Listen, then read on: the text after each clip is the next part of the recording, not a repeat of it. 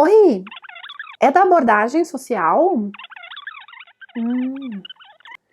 É que tem um morador de rua aqui na frente da minha casa. É vocês que recolhem?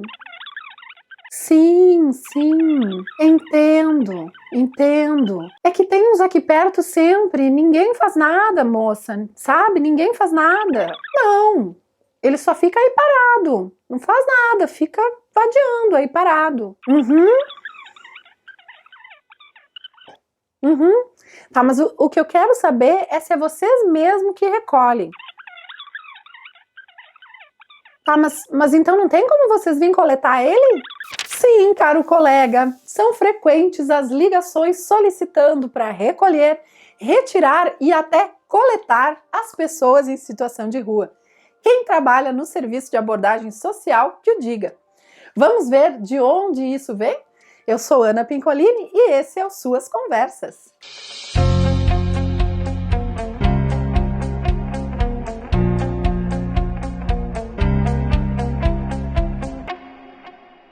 Olá, gente linda do SUAS, tudo bem com vocês? Quem trabalha no serviço de abordagem social está acostumado a receber ligações solicitando o recolhimento dos moradores de rua, procedimento que em muitas cidades ainda é chamado de denúncia.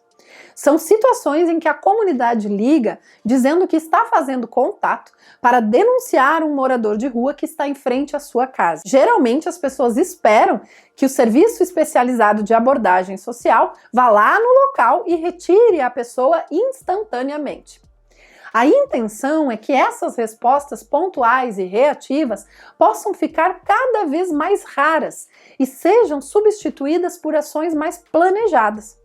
Conforme esse livrinho maravilhoso que eu vou deixar aqui para você baixar, que é a publicação oficial sobre o Serviço Especializado de Abordagem Social, o direcionamento é que essas costumeiras intervenções sejam substituídas por um trabalho mais proativo.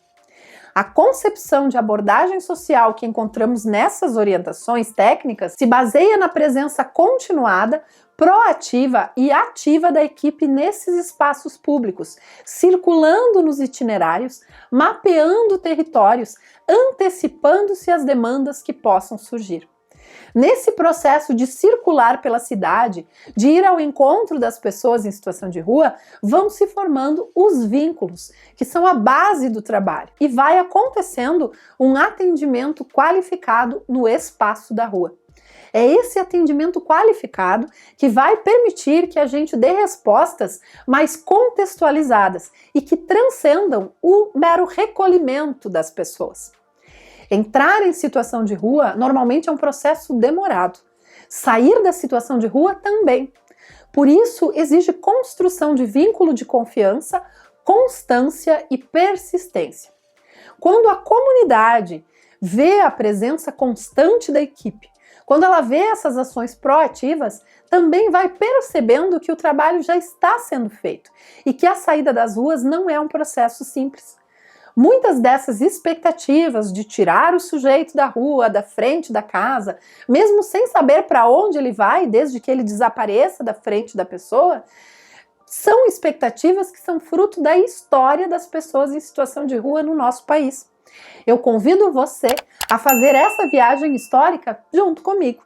Mas antes da gente seguir e ir para essa rota para o passado, curte esse vídeo, comenta se você achar interessante e compartilha com os seus amigos. E também clica no sininho para ativar as notificações de vídeos novos. No século XIX, e vocês já devem estar cansados de eu falar tanto do século XIX, mas enfim, no século XIX, os visitantes estrangeiros que chegavam à Bahia ficavam impressionados com a arquitetura das igrejas e casarões, com a agitação da vida urbana e do comércio, fruto da riqueza da cana-de-açúcar. Mas também chamava a atenção do viajante a grande quantidade de pedintes que esmolavam nas ruas de cidades como Salvador. Era comum essas pessoas ficarem na frente dos conventos e igrejas pedindo esmolas, e pode-se dizer que, conforme Fraga, em geral os pedintes desfrutavam de certa tolerância social. Eles davam o toque de piedade às procissões e funerais. Dar esmolas era um ato de caridade cultivado diante de grandes acontecimentos, como um batizado, um casamento, uma graça alcançada, a cura de alguma doença. Na hora da morte, era comum que os então chamados mendigos e pedintes, em troca de esmolas, carregassem o caixão dos ricos até o cemitério, sendo este um dos últimos desejos expressados pelo morto.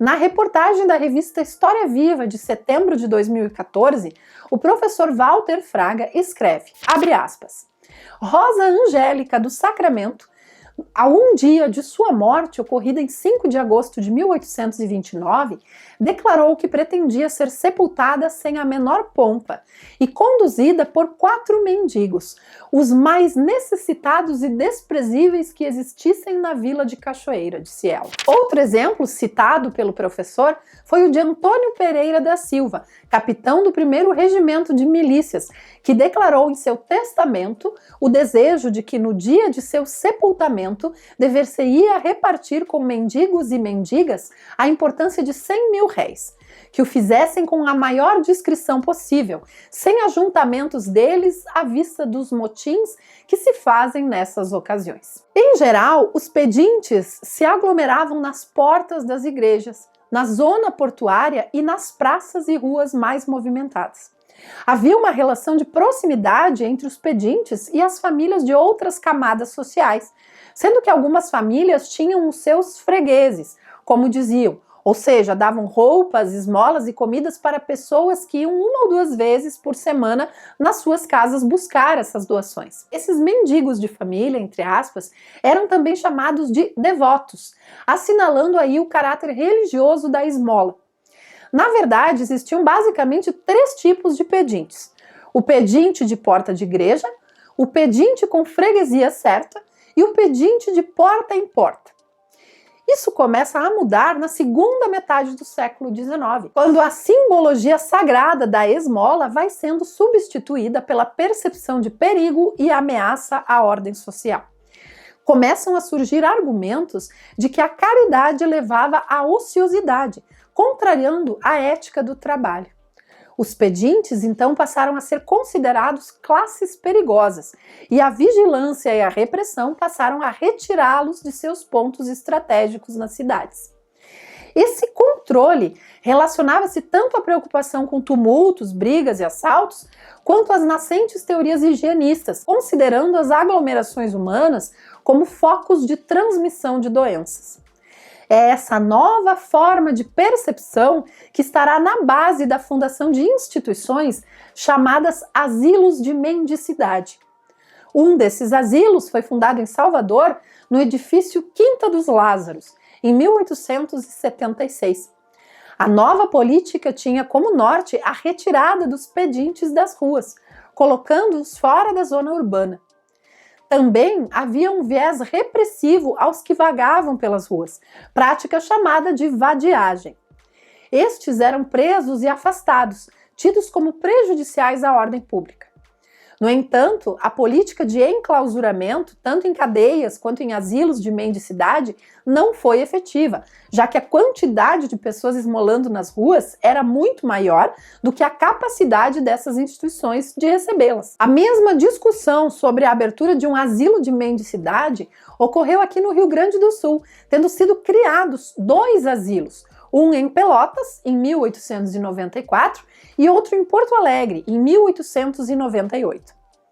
Assim como na Europa, a criação dos asilos de mendicidade coincide com o fim das relações de servidão. Aqui, essas instituições vão surgir paralelamente ao final da escravidão, de modo que os asilos de mendicidade passam a ser vistos como um lugar para deixar escravos ou ex-escravos idosos ou inválidos.